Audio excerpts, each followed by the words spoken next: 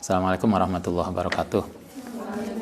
Ya Mustafa Muhammadin sallallahu alaihi wasallam wa dzurriyyati wa tamma syada salihin salakatul muqarrabin. Assalamualaikum warahmatullahi wabarakatuh. Abana umatina jatina masyaykhina. Lillahi ta'ala Fatihah. Bismillahirrahmanirrahim. Alhamdulillahirabbil alamin. Iyyaka na'budu wa iyyaka nasta'in. Shiratal mustaqim. Bismillahirrahmanirrahim. Malam ini kita kembali membuat spesial edition malam Jumat. Kita udah ngaji Al-Quran. Nah, sekarang kita membuat spesial edition menjawab pertanyaan-pertanyaan yang belum terjawab pas ngaji. Catatan di sini yang diberikan Tante ada 14 pertanyaan dan 5 permohonan amalan. Pertanyaannya 14, permohonan amalan ada 5. Oke, karena ini yang amalan sudah ngebet banget. Sejak kemarin udah lama. Oke, yang beberapa amalan. 1, amalan supaya langgeng berumah tangga. Kalau Anda sudah nikah, bagaimana rumah tangga kita langgeng, itu penting. Kan kita ingin nikah itu sekali dalam seumur hidup toh. Nikah sekali itulah selamanya, yang dimana suami kita, istri kita itu adalah suami dan istri kita sampai surga. Itu harapan kita. Nah, pertanyaan kita adalah bagaimana supaya rumah tangga kita itu langgeng, sakinah langgeng. Ada beberapa yang bisa kita lakukan. Yang sering Ustaz sampaikan adalah 1, biasakan sholat jamaah bareng dengan suami dan istrinya. Kalau Anda nanti nikah, biasakan jamaah bareng. Kalau Anda lagi sholat, jangan lupa, jangan sholat sendiri-sendiri. Walaupun mungkin Anda lagi punya anak kecil.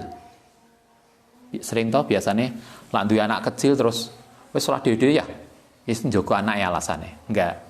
Justru ketika anak kecil itu anak kita diajak ke ke musola, ke rumah kita. Kebetulan kalau syukur di rumah kita ada musola, rumah kita dibuat musola, kemudian anak kita diletakkan di depan sehingga anak kita tahu bahwa orang tuanya lagi jamaah. Jangan lupa itu, biasakan sholat jamaah dengan suami dan istri.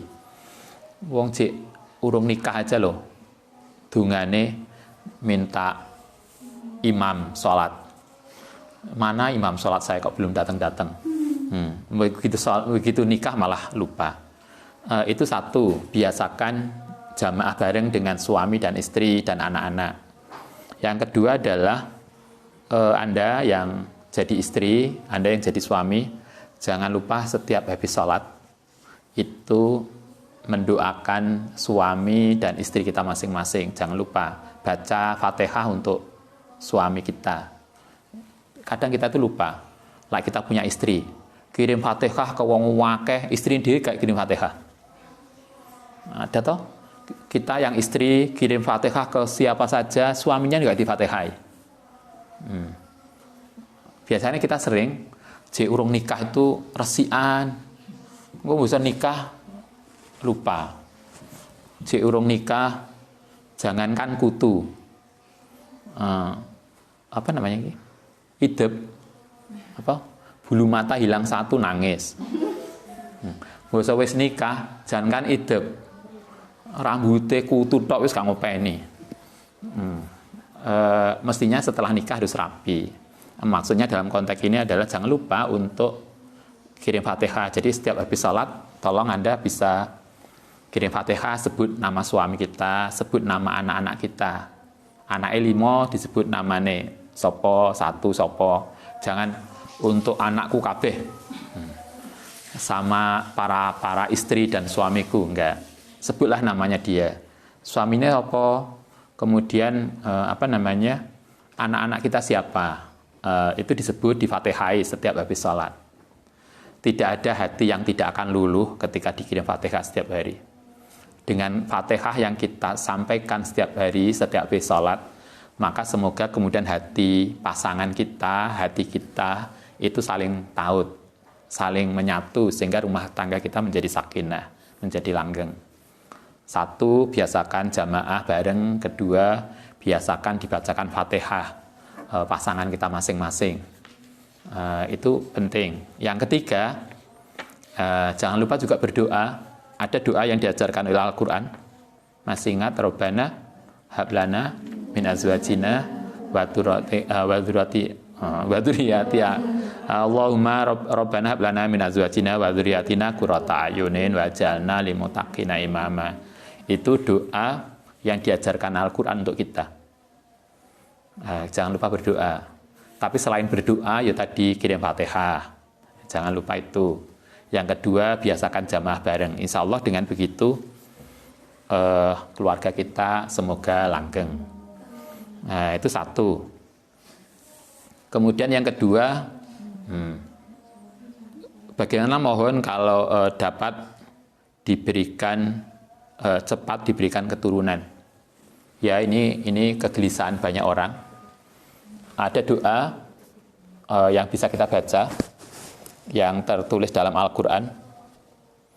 Doanya Nabi Zakaria. Nabi Zakaria itu kan sampai sepuh belum punya putra. Sampai kemudian beliau kepikiran nanti kalau aku mati sopo sing meneruskan perjuangannya. Kemudian beliau berdoa, yang doa itu kemudian dikutip oleh Al-Quran.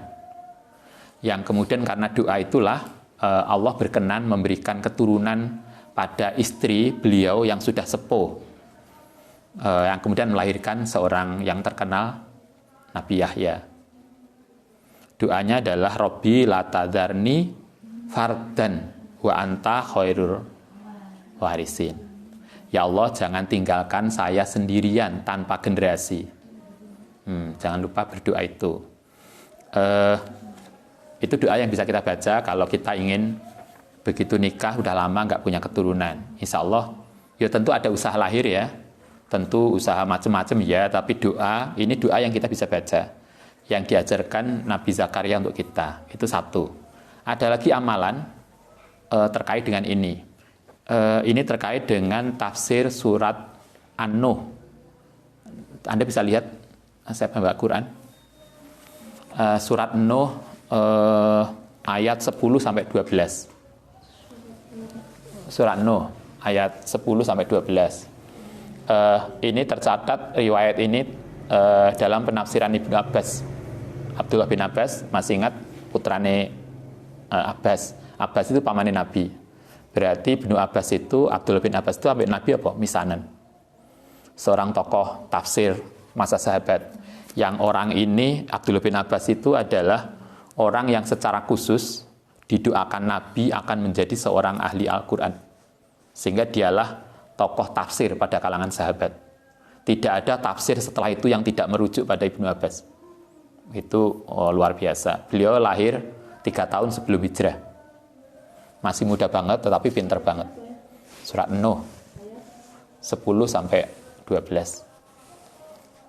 Wastaghfirillah inna rabbakum itulah. Itu. Innahu kana ghafara dan seterusnya. Saya akan cerita tentang Ibnu Abbas ketika menafsirkan ayat ini. Jadi suatu ketika Ibnu Abbas itu kedatangan tamu. 3 orang tamu. Yang pertama adalah orang yang lama nggak punya putra. Jadi udah nikah lama nggak punya putra, kemudian matur ke Ibnu Abbas. Ibnu Abbas, saya itu udah nikah lama nggak punya putra. Apa saran Anda untuk saya? Ibnu Abbas kemudian mengatakan, perbanyak baca istighfar. Istighfar. Astaghfirullahaladzim atau seterusnya, pokoknya istighfar. Kemudian orang itu keluar. Begitu kemudian datang lagi, ada orang peternak. Peternak itu bilang, Abdullah bin Abbas, saya ini peternak, tapi ternak saya sering mati. Jadi gak berkembang peternakannya. Ternak doro tapi gak berkembang. Ternak ayam tapi gak berkembang. Pokoknya ternak apa yang usaha kita kemudian gak berkembang. Kemudian apa yang harus saya lakukan? Ibnu Abbas jawabnya enteng banget. Banyak istighfar. Orang 2 beda, 1 gak hamil-hamil, disuruh istighfar. Yang kedua, ternaknya gak berkembang, disuruh istighfar. Kemudian yang ketiga, ada tamu lagi. Tamu itu seorang petani. Kata tamu tadi, Ibnu Abbas, saya itu petani, tetapi pertanian saya itu sering rusak. Jadi nggak panen, sering kena wereng, kena homo, kemudian nggak panen. Apa yang harus saya lakukan? Ibnu Abbas mengatakan, berbanyak istighfar. Akhirnya wong telu tadi neng jobo ketemu. Lah cerita pada sowan neng Ibnu Abbas, kemudian tapi jawaban kita kok sama ya? Aku gak duwe anak disuruh istighfar, kambingnya gak berkembang istighfar, panennya gak berkembang juga istighfar. Ini gak keliru Ibnu Abbas ini. Mosok penyakitnya beda kok obatnya podo. Kemudian mereka sepakat bareng ke Ibnu Abbas. Kemudian mereka komplain, Ibnu Abbas, kami ini bertiga kan berbeda. Tapi kenapa jawaban Anda kok sama? Kemudian Ibnu Abbas mengingatkan tafsir tadi, surat Nuh 10-12. Ayat itu mengatakan, bacalah istighfar pada Allah, yaitu Tuhan yang telah memberikan keturunan kepada Anda, memberikan kekayaan pertanian kepada Anda, dan memberikan ternak kepada Anda. Sehingga istighfar itu bagi Ibnu Abbas adalah solusi atas semua problem. Kalau kita punya problem, banyaklah istighfar. Kalau kita itu kan pertaniannya, kemudian itu kan jelas. Artinya kan dengan istighfar itu insya Allah anaknya lahir. Dengan istighfar kebune dan seterusnya lah. Artinya berbanyak istighfar. Jadi kalau kita pengen punya keturunan, satu istighfar yang banyak, yang kedua doanya Nabi Zakaria tadi. Rabbi la tadarni fardan wa anta khairul warisin. Oke, kemudian yang ketiga, Ustadz saya minta doa agar segera dipertemukan dengan jodoh. Nanti dituliskan aja ya. Katanya tante biar nggak salah doanya. Ada doa yang terkait dengan itu, Rabbi habli miladunka zaujatan thayyibatan takunu sahibatan li fid dini wa dunya wal akhirah. Ya Allah, saya minta dari sisimu, dari sisi Allah, istri yang baik, yang itu dia akan menjadi teman saya di dalam agama, dunia, dan akhirat. Itu bisa dibaca. Kalau Anda jadi laki-laki, maka berarti kalimatnya zaujatan thayyibatan. Kalau Anda perempuan, berarti kalimatnya zaujan thayyiban. Diganti itu aja. Nantilah dituliskan oleh tante.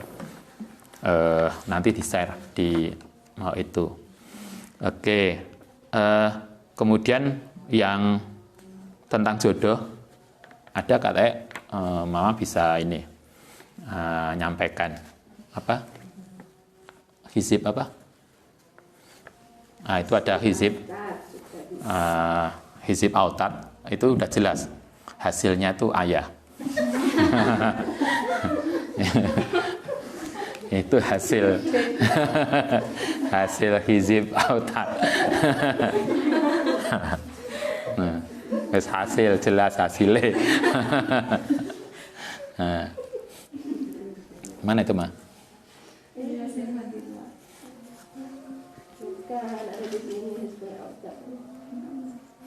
Oke, nantilah kalau gitu, masih dicari dulu. Nanti akan dituliskan. Oke, kita lanjutkan nanti yang doa dipertemukan dengan jodoh.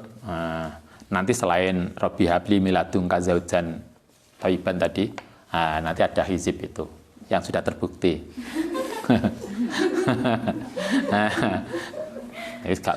Nggak usah tanya. Buktinya jelas. Oke. Kita jawab pertanyaan-pertanyaan nanti sebisanya. Kalau memungkinkan bisa dijawab semua. Kalau tidak, mungkin nanti bisa waktu yang lain, besok atau yang lain. Baik, yang pertama begini. Apakah menikah karena takut zina itu salah? Kira-kira gimana? Kalau ada orang menikah alasannya takut zina, boleh nggak? Atau itu niat yang salah? Kalau kita ngaji ada nikah, kitab nikah di Ghazali, nikah itu hukum asalnya sunnah. Tetapi ketika orang itu nikah, kalau orang itu kalau nggak nikah kemudian jatuh pada perbuatan yang nggak baik, maka nikah menjadi wajib. Karena itu kalau ada orang nikah karena alasannya takut dosa, bukan salah, ya emang dia harus nikah. Hanya kemudian mungkin motivasinya harus ditata. Selain untuk menghindari zina, adalah untuk mendekatkan diri pada Allah. Nggak salah, tapi perlu ditambahi niatnya. Karena nikah untuk, sama dengan ini sebetulnya, Anda tidur, mari sholat duha turu, lapa mbak kok turu? Daripada aku ngerasani, nah, turu boleh, niatnya begitu. Ini bolak-balik turu ya mbak, ya daripada dosa. Ya oleh. Iki mendino turu ya karena gak kuliah, turu alasannya biar terhindar dari gosip. Boleh, itu juga berpahala. Ya gak apa-apa lah, tapi ojo cuma iku niate. Jadi nikah karena takut zina itu boleh. Orang yang sudah ngebet nikah, kalau nggak segera nikah, dia bisa zina, maka dia hukum nikahnya menjadi wajib. Dia harus segera menikah. Wis semester 8, iki kalau nggak nikah, itu ayam bareng ketok. Melihat ayam ketok ayu, melihat kucing ketok ganteng. Maka dia harus segera nikah itu, yang kayak gitu. Aneh toh. Ndelok coki misalnya sing ketok iki gak terima kucing, sing ketok iku Joko ganteng. Atau ada perempuan ayu, maka orang seperti ini harus segera nikah. Nggak salah, jadi boleh. Kalau Anda menikah karena takut zina itu boleh. Tapi saya kira perlu ditambahkan sehingga ada nuansa ibadahnya, yaitu untuk lebih mendekatkan diri kepada Allah. Sehingga karena dengan ada istri, ada suami, kita menjadi lebih terjaga, ibadah kita lebih tenang, dan seterusnya. Itu pertanyaan pertama. Pertanyaan kedua, ketika sudah istikharah tapi belum ada jawaban, apakah ada amalan lain selain istikharah? Istikharah ping piro? Yalah istikharah yang bisa nurung jawaban ya istikharah lagi lah. Beberapa kali. Tentu selain istikharah, salat istikharah ada amalan lain. Salat tahajud, doa, kemudian minta nasihat, minta amalan ke orang-orang sepuh, doa dari ibu kita, orang tua kita. Itu yang jelas. Salah satu yang sering kita lupakan itu minta doa pada orang tua. Kita tuh sering minta doa pada kiai, minta doa pada orang-orang sepuh yang lain, tapi lupa sowan ibu dan orang tua kita. Padahal ibu dan ayah kita itu wali mastur, wali yang tidak dianggap, yang tertutup. Kenapa kita sebut wali? Karena doanya mesti mustajabah. Untuk anak loh ya. Kalau untuk orang lain kita nggak tahu. Tapi untuk anaknya pasti mustajabah. Karena itu dawuh kanjeng Nabi. Nabi itu dalam hadisnya pernah mengatakan doaul walid alal walad iku kaduain nabi ala umatihi. Kata Nabi, doane orang tua kepada anak itu mustajabatnya sama dengan doanya seorang nabi kepada umatnya. Kadang kita lupa itu. KT UTS sowan kiai, KT ujian sowan kiai, lupa sowan wong tuane. Padahal wong tuane itu walinya yang jelas. Walaupun mungkin orang tua kita ibadah biasa. Ibadah biasa itu urusannya dengan pangeran, tapi urusannya dengan kita, beliau itu wali kita yang menentukan nasib dan masa depan kita. Nah, sehingga kalau wis istikharah kok belum ada jawaban, dilanjutkan istikharahnya. Jangan lupa tahajudnya. Amalan lain apa? Tahajudnya dikuatkan, doa orang tua diharapkan. Oke. Itu yang kedua. Yang ketiga, bagaimana menurut Islam tentang nikah siri. Nah, sekarang kita perlu paham dulu nikah siri itu apa. Kalau di dalam pengertian kita harus sepakat dulu nikah siri itu apa. Kalau nikah siri itu biasanya dipahami sebagai nikah yang ada apa namanya? Ada yang kiainya yang menikahkan, ada apa namanya? Kemudian saksi, ada temanten, tapi tidak tercatat di catatan ya, di KUA. Itu siri. Bagaimana hukumnya? Dalam Basul Masail sudah banyak disampaikan. Hukumnya tidak sah. Karena itu kalau Ustadz mendukung pendapat itu. Kalau Anda santri, jangan pernah nikah siri, nikah yang tidak tercatat secara resmi di catatan pemerintah. Itu tidak sah. Loh, dulu kan fikih nggak perlu ada catatan. Iya, dulu kan orang masih jujur nggak kayak kita. Saiki anak limo ngakune Joko. Kan nggak bener. Pencatatan itu penting, bener catatan di pemerintah itu tidak ada dasarnya, misalnya secara eksplisit dalam Al-Quran dan hadis. Dulu zaman Nabi tidak usah catatan, cukup enek wali, saksi, selesai. Iya. Tetapi catatan itu penting karena berdasarkan azas yang kita sebut sebagai masalihul mursalah, kebaikan. Karena kalau nggak tercatat, maka kalau ada apa-apa, maka ada pihak-pihak yang terugikan, terutama perempuan. Gitu kan?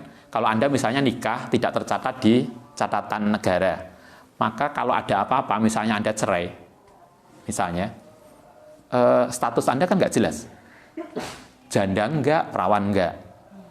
Disebut perawan, enggak disebut perawan, nggak bisa karena dia sudah nikah. Tapi disebut janda juga nggak bisa karena Anda tidak punya kartu cerai. Nah, kartu cerai itu hanya bisa dikeluarkan kalau kita punya akte nikah.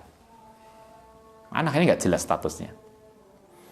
Nah, karena itulah walaupun tidak ada dasar, walaupun dulu hadisnya nggak begitu, tapi sekarang harus diberlakukan karena untuk kepentingan bersama. Sama dengan inilah. Anda lihat kalau di pertigaan perempatan, enek bangju. Ngerti bangju ya? Trafik. Lampu merah, bangju. Kayaknya wong Jawa.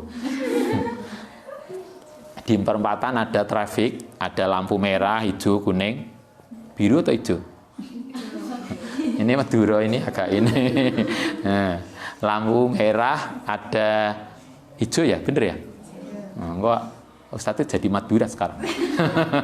Anak kuning.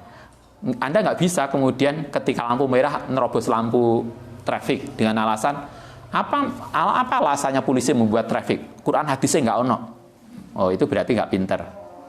Karena ada kepentingan masalahul musalah untuk kebaikan bersama. Karena agama itu diturunkan untuk kebaikan. Maka apapun yang tujuannya untuk kebaikan, keteraturan, maka boleh. Traffic light itu dibuat untuk keteraturan. Sehingga kalau ada santri waktunya lampu merah kok nerobos, itu berarti dia nggak paham agama. Karena judul agama itu mengatur itu. Bukan berarti, oh ini nggak ada Quran hadis, enggak. Persoalannya bukan sekedar itu. Ini yang disebut masalahul mursalah. Karena itu bagaimana hukum nikah siri, kalau menurut Ustadz itu tidak sah. Hendaknya tidak nikah itu. Walaupun mungkin di tempat lain melakukan, oke lah. Tapi kalau menurut saya enggak. Di Basul Masail pesantren juga banyak yang menyampaikan dan itu tidak sah. Tapi mungkin ada beberapa tempat yang masih melakukan, itu bukan urusan kita. Tapi hendaknya Anda tidak meniru itu. Karena mudorotnya lebih besar. Mudorotnya lebih besar. Tolong, ini karena untuk kebaikan keluarga, untuk kebaikan terutama melindungi hak perempuan. Jangan sampai kemudian jadi, kemarin diingatkan oleh Said Maliki, jangan sampai perempuan yang baik ini menjadi korban mainan laki-laki yang tidak bertanggung jawab. Prinsipnya kan itu. Oke, itu yang ketiga tentang nikah siri. Yang keempat, mohon penjelasan tentang menikah janda. Menikahi janda. Menikahi janda boleh enggak? Begini. Kita bisa milih nikah itu perawan dan janda. Dalam Qurratul A'yun hadisnya juga banyak. Nabi boleh menikahi janda, boleh. Nabi juga menikahi janda. Tapi Nabi dalam sunnah kaulinya, beliau mengingatkan, podo-podo nikah ada keuntungan kalau menikah bukan janda, yaitu perawan. Karena yang perawan itu kan pengalaman pertama nikah. Sehingga kata Nabi, Anda bisa mainan dengan dia, bisa guyonan dengan dia. Ya lah, janda kan wis pengalaman biyen ngono kuwi. Jadi kan artinya apa ya?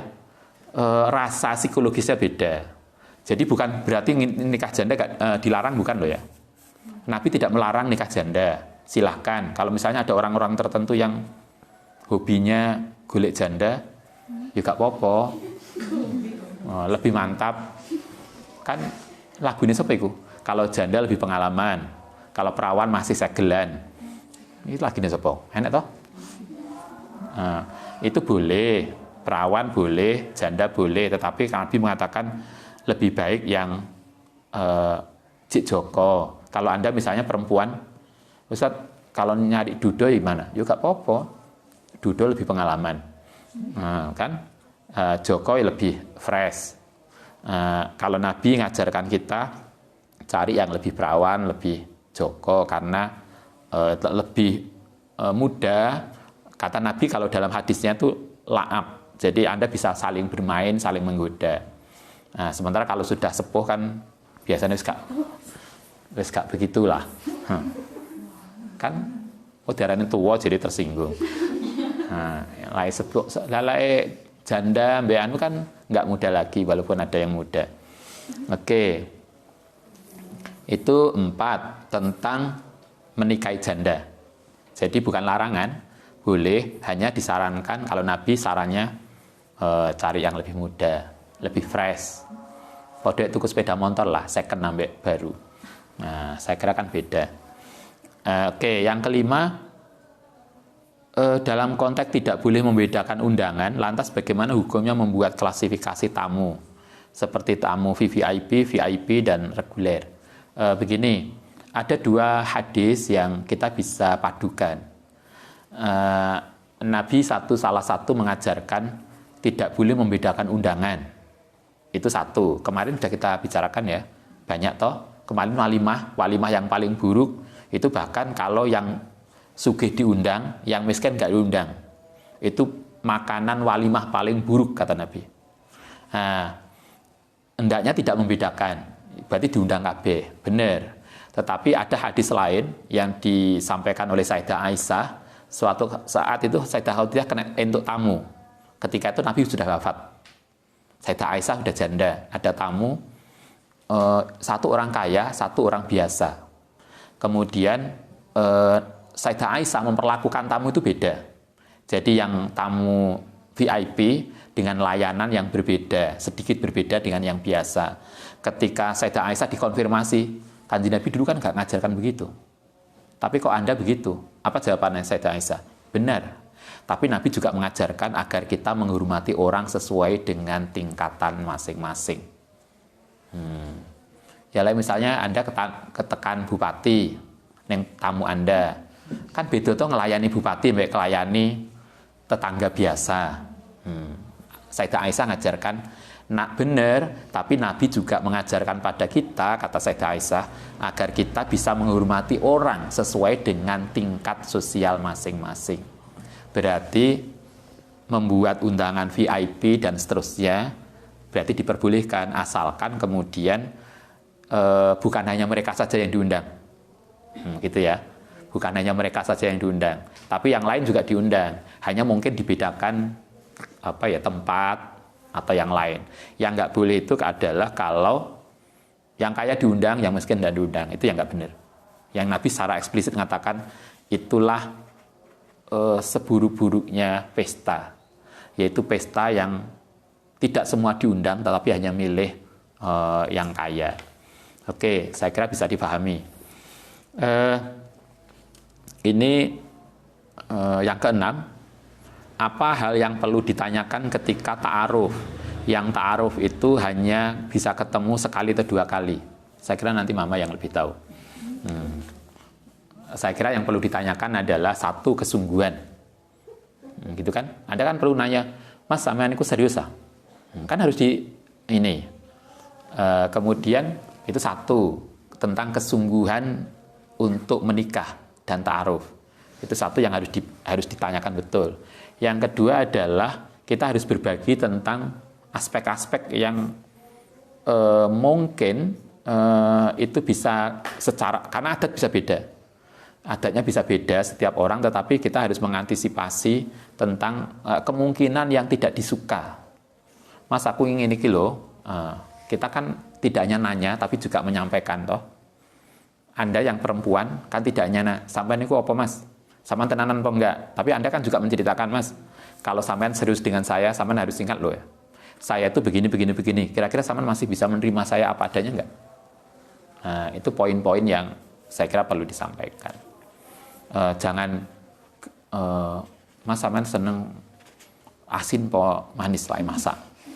Nantilah gitu-gitu yang, tapi hal-hal yang prinsip tentang keseriusan untuk membina rumah tangga, tentang kemauan untuk menerima kekurangan masing-masing, itu saya kira perlu dipastikan. Kalau ketika kita pertemuan kita nggak banyak. Oke, mungkin nanti Mama yang nambahkan. Kemudian yang ketujuh, apa hukum punya hubungan spesial dengan laki-laki lewat sosmed, chattingan? Saya nggak tahu. Hubungan spesial itu apa ya? Apa? Kira-kira itu akan Oke, gini. Kalau misalnya Anda begini, ini pacaran online, ya kan? Pacaran online, oke. Ustadz, saya ini pacaran cuma gak offline, ini online. Bagaimana hukumnya? Mungkin secara fisik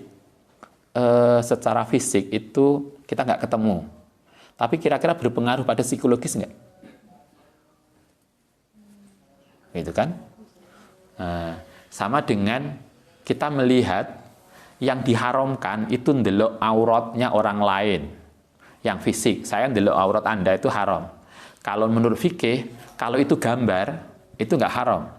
Sehingga Anda masih ingat ada seorang ulama mengatakan ndelok film BF itu nggak popo karena dia gambar. Oke, pada aspek itu ya. Tapi kira-kira mari ndelok gambar itu ada pengaruh psikologis nggak? Kan begitu. Kira-kira mari ndelok film yang nggak jelas, film Batman Forever. Film BF itu kan Batman Forever. Gitu. Film-film porno itu kira-kira punya dampak psikologis yang negatif enggak? Kalau iya, kan berarti itu perlu dihindari. Cobalah, saya nggak tahu dalam konteksnya, tetapi saya hanya bisa mengatakan kira-kira apa sih manfaatnya Anda membangun hubungan lewat online itu? Anak mudorotnya ada manfaatnya kayak apa? Kalau kemudian nggak cukup memberikan kontribusi positif untuk kenaikan IPK, terus kenapain harus susah payah gitu ya, menghabiskan pulsa? Juga dulu dilihat hubungan online itu dia sudah punya pasangan enggak ya? Karena ini jadi sudah punya masing-masing punya suami istri tapi masih chattingan dengan mantannya. Nah, itu barbari. Misalnya itu jelas itu nggak boleh, itu karena perselingkuhan online. Lah ya kan? Cobalah kalau Anda sudah nikah, kemudian chattingan dengan masa lalu, ngapain? Itu kan nggak move on. Kalau sudah nikah dengan yang sekarang, maka yang selalu harus dicoret dari semua ingatan, dan file-file gambar-gambar sing ning laptop ning HP semua harus dihapuskan. Jangan masih disimpan, didelikno. Engko bojone gak enek didelok meneng-meneng. Enggak lah. Itu bener-bener enggak bener. Iya, bener-bener enggak bener. Karena kan sama dengan begini. Anda masih ingat secara fikih, kalau misalnya Anda nikah kemudian Anda melakukan hubungan seks dengan suami atau istri Anda. Tapi kemudian kebayang pacar Anda dan Anda menikmati hubungan seks itu dengan cara membayangkan seolah-olah yang Anda main hubungan seks itu pacar Anda. Itu apa hukumnya? Nggak boleh, itu haram, jadi zina. Jadi ketika Anda, walaupun benar secara fisik, Anda melakukan hubungan seks dengan suami istri sah, tapi pikiran Anda orang lain, itu tidak benar. Itu berarti seks online. Iya kan? Nah, bayangannya mantannya, itu nggak boleh. Karena itu segala hal yang bisa melukai perasaan pasangannya harus dijaga. Makanya kan Ustadz sering cerita, Ustadz nikah dengan ibu, ya secara fisik, secara hukum kita nikah, secara hati kita nikah. Tetapi kan kita dulu punya masa lalu, Ustadz dulu pernah punya calon yang nggak jadi nikah. Yo, misalnya kan, kalau dia ngontak saya kan, saya nggak pernah jawab, ibunya jawaban, kan begitu, agar tidak dianggap selingkuh. Kalau dia suatu ketika dia pernah ke Malang, ngontak, Mas, saya ke Malang, bisa ketemu enggak? Padahal ketika itu Ustaz lagi di Batu, di kampus. Saya langsung ngontak ibu, Ma, ini dia datang, boleh enggak kita ketemu? Oh ya, enggak apa-apa ya, sekalian dibawakan oleh-oleh. Kan seneng toh? Misalnya, loh, maksudnya begitu. Artinya ketika Anda sudah menikah, mantan itu harus dilupakan. Kalau kemudian ketemu karena mungkin dekat, maka pasangan kita, suami istri kita harus tahu itu. Sehingga kan kalau kita berusaha begini, kalau Anda suami istri, maka kalau bisa semua teman perempuan suami Anda kenal. Kalau Anda bekerja, maka semua teman laki-laki Anda, suami Anda kenal. Itu penting loh. Sehingga kita menjadi enak toh. Misalnya kayak ibu di syariah. Semua anak-anak syariah, dosen-dosen syariah laki-laki kan kita akrab semua. Sehingga kan enak gitu kan. Nggak ada persoalan. Oke, itu hukum komunikasi online. Kemudian yang ke-8, bagaimana membangun nasab yang baik. Ya, kemarin sering kita sampaikan, kalau nikah, kalau punya calon dari nasab yang baik itu bagus. Tapi kalau calon kita bukan dari nasab yang baik, artinya orang biasa, maka membangunlah nasab kita sendiri. Nah, pertanyaannya adalah bagaimana cara membangun nasab kita sendiri yang baik? Caranya satu, dengan meningkatkan kualitas ibadah kita. Kiai-kiai sepuh yang hebat, itu kan kualitas spiritualnya bagus banget. Sampai, kayak misalnya kalau Anda bisa lihat Mbah Yai Romli, pendiri Pon Rejoso itu sampai lomba tangi malam itu dengan burung yang beliau pelihara. Jadi, ceritanya ibu, Mbah Yai Romli itu melihara burung. Bukan punya burung, nanti bahasanya beda lagi. Pelihara burung yang burung itu kalau jam telu biasanya manggung. Loh, kalau beliau bangunnya kedahuluan manggungnya manuk itu nangis beliau. Karena beliau merasa aku iki kan menuso itu lebih mulia daripada binatang. Kenapa bangunnya kok kalah dengan binatang? Loh kita loh, apa ki ayam bolak-balik kokok itu gak tangi. Katanya adik as kita dinanya, ya kenapa ini burung sama ayam ini kalau malam kok kok manggung? Fungsinya untuk apa? Ya agar kita bangun lebih dulu. Mestinya begitu. Kan wis manuk wis gak karo-karuan. Manuk sing doro kelebekan. Iku dianteng arek-arek iki. Mestinya kan kita pelihara di situ enek ayam, ada manuk, ada opo itu kan. Ayolah kita bersaing dengan mereka. Bukan saingan turune. Saingan ambek coki, turune. Kaya coki itu seharian turu. Neng kene duyel-uyel ade aski munggah ning lantai 2 di depan rumah itu di teras. Neng kono mapan turu maneh ning kursi. Wah, jantop tenan. Yo santri kan enggak saingan ambek coki turune. Saingan ambek itulah jago bangun pagi. Satu, marilah kita membangun kualitas spiritualitas kita yang baik. Yang kedua adalah tentu membangun prestasi akademik kita yang baik.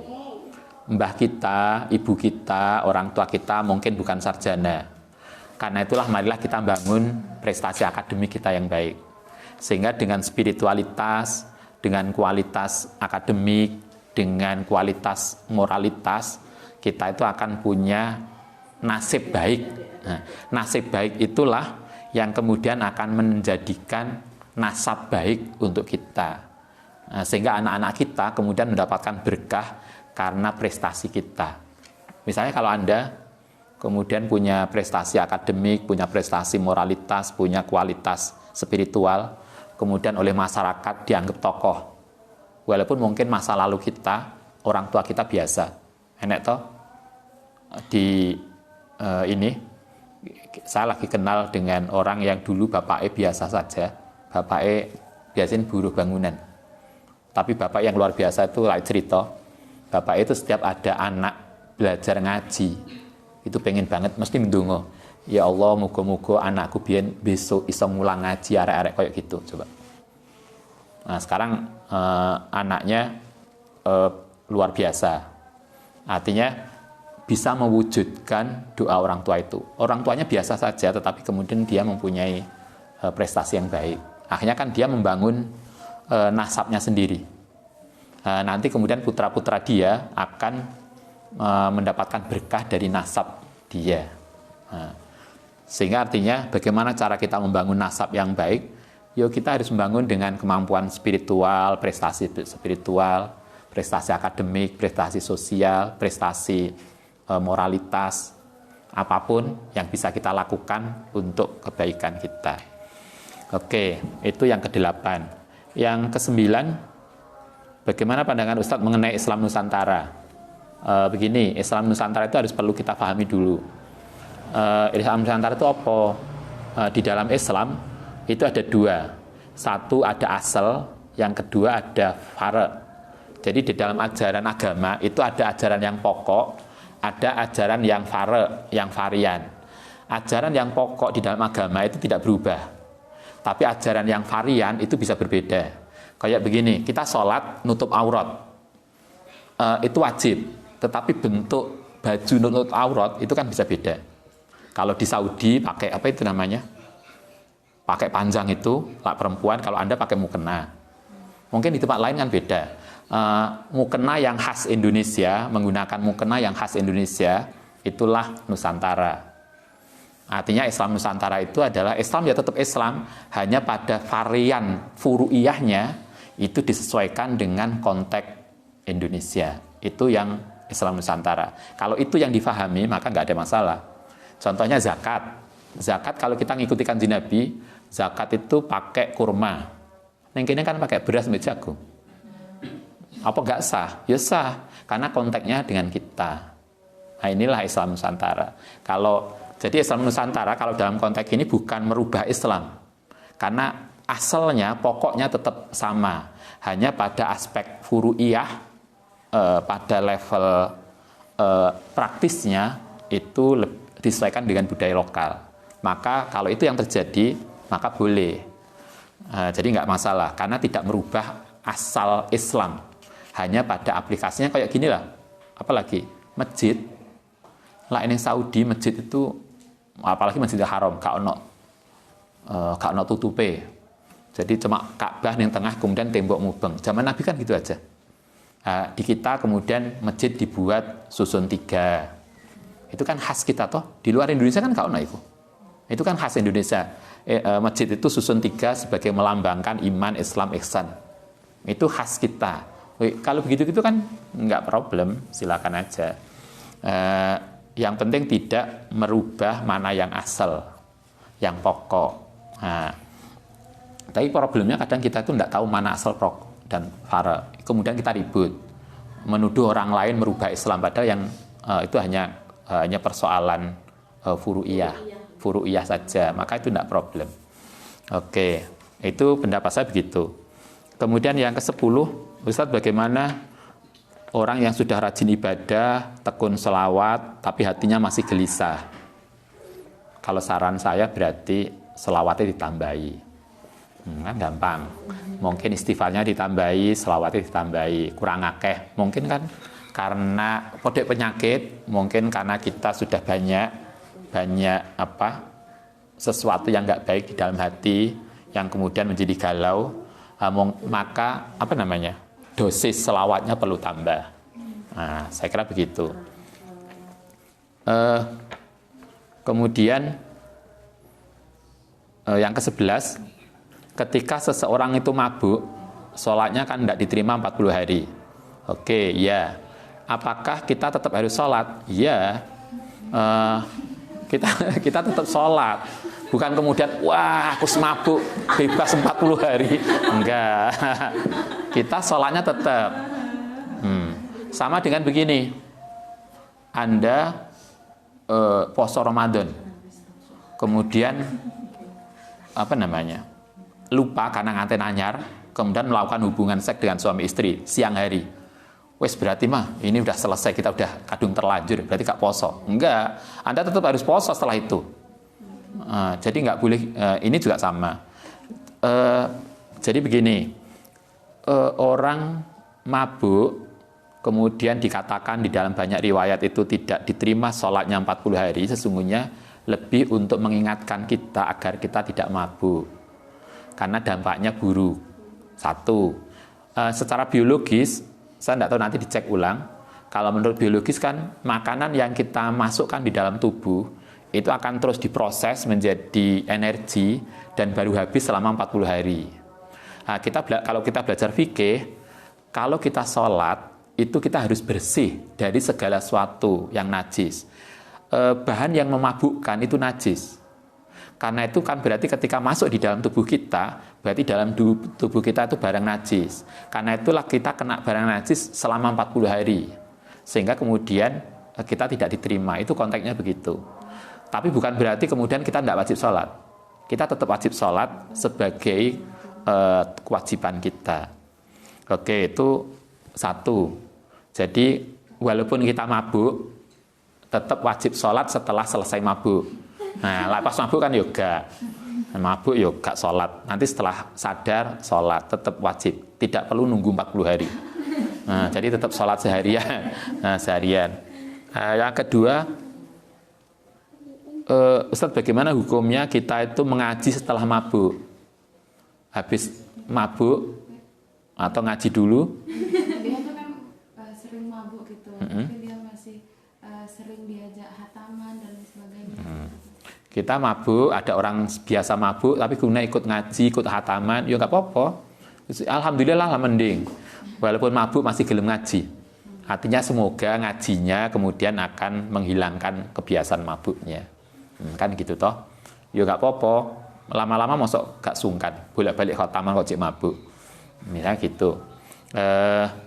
Itu udah bagus lah. Daripada mabuk terus gak ngaji. Kan masih bagus. Masih gelem ngaji walaupun mabuk. Anda masih ingat ini ada hadisnya loh. Dulu ada seorang ingin masuk Islam, orang Badui, datang ke Nabi begini. Muhammad, saya ingin masuk Islam, tapi saya nggak bisa sholat 5 waktu. Boleh nggak?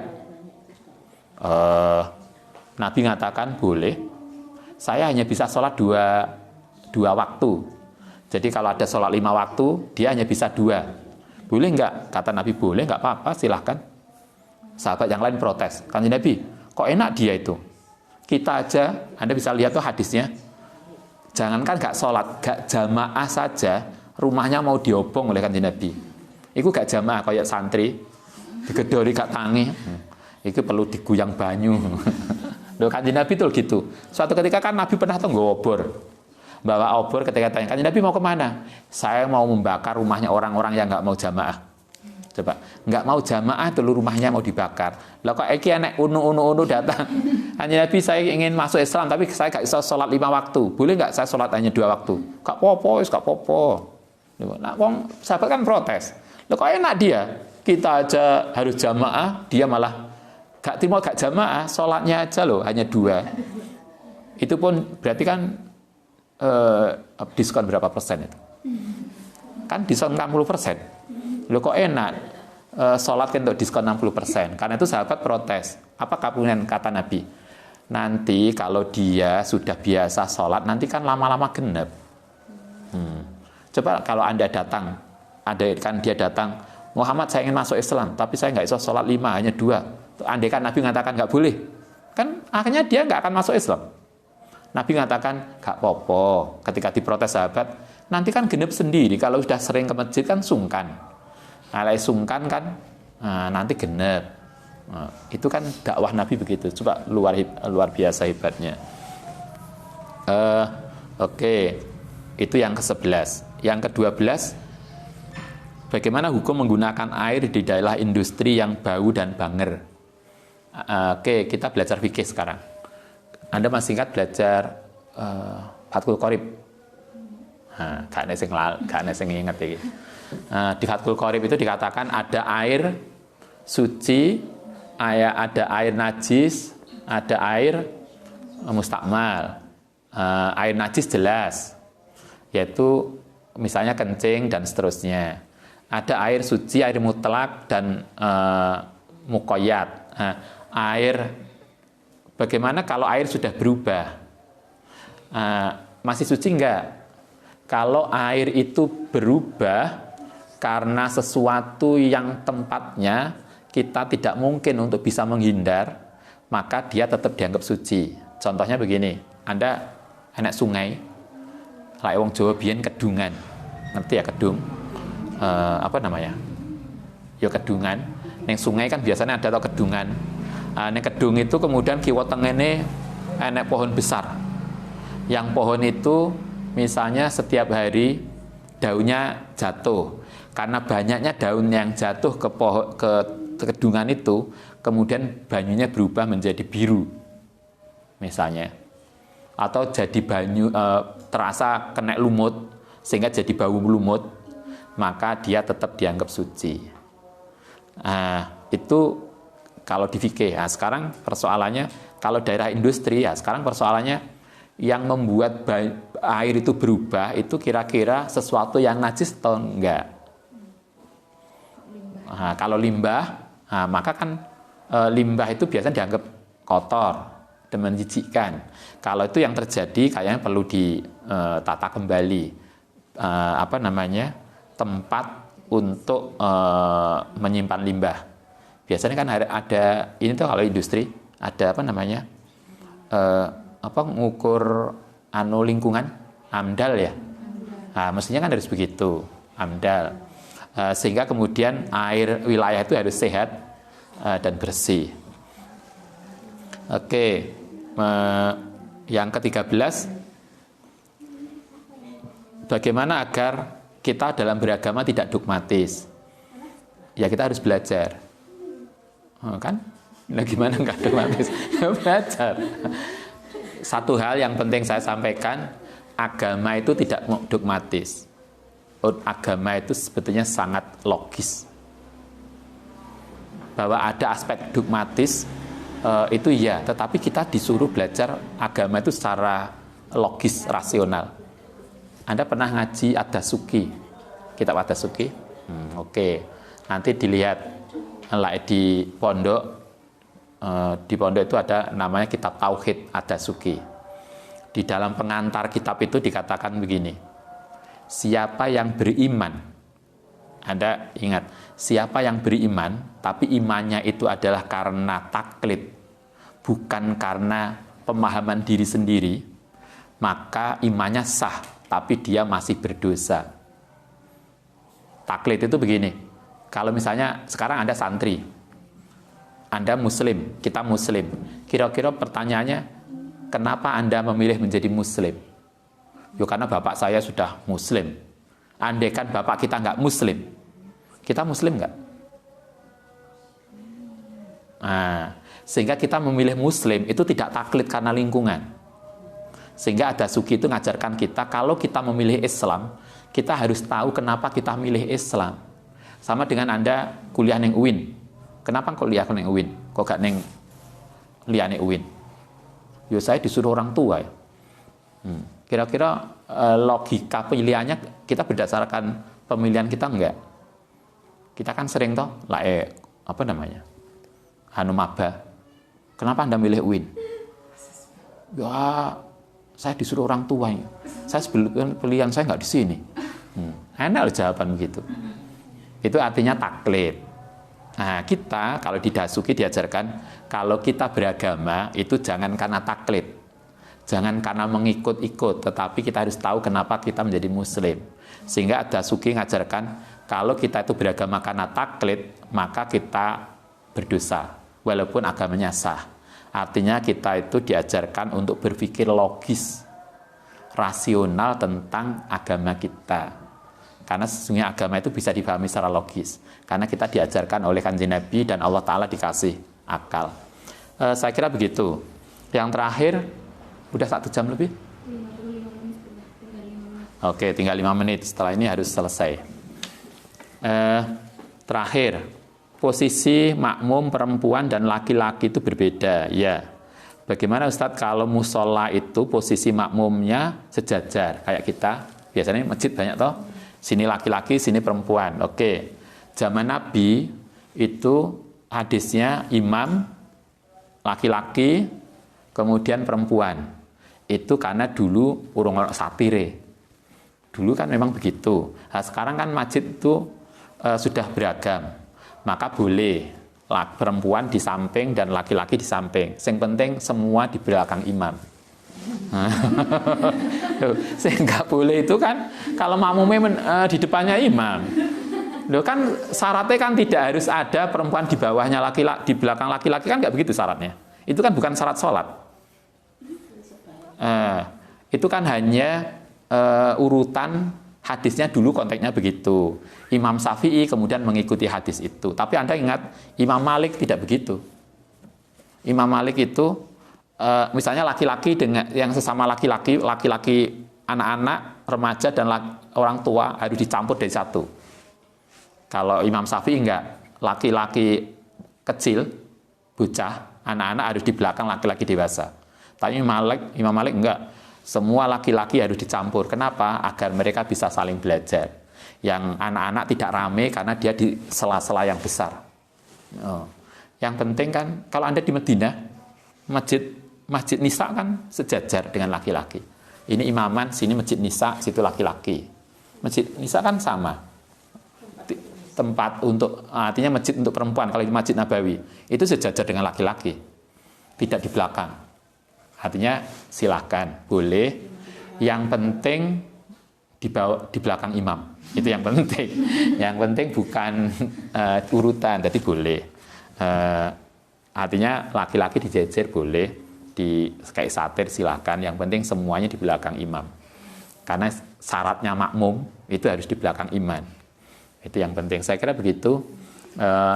Masih ada, nanti yang ada saya kira di ini besok. Terus ini minta PDF kitabnya. Oh ya, nanti kita sementara nggak punya PDF kitab. Nanti yang santri yang di rumah bisa nyari sendiri. Tapi kalau kita ketemu akan kita carikan, kita sampaikan. Baik, yang tadi gimana, yang yang autat tadi, yang sudah menghasilkan. Oke. Nanti akan dikirimkan oleh Ibu lewat Instagram tentang hizib autat yang itu untuk menarik orang yang kita inginkan, insya Allah. Nah, itu kalau Anda harus belajar khusus pada Ibu soal itu.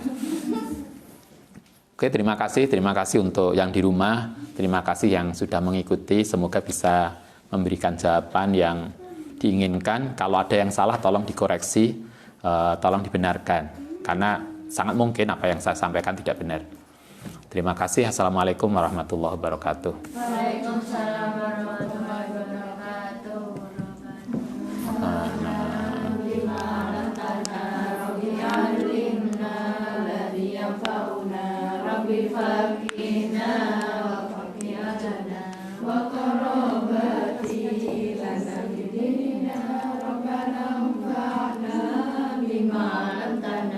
Rabbi alimna alladhi yanfa'una Rabbi faqih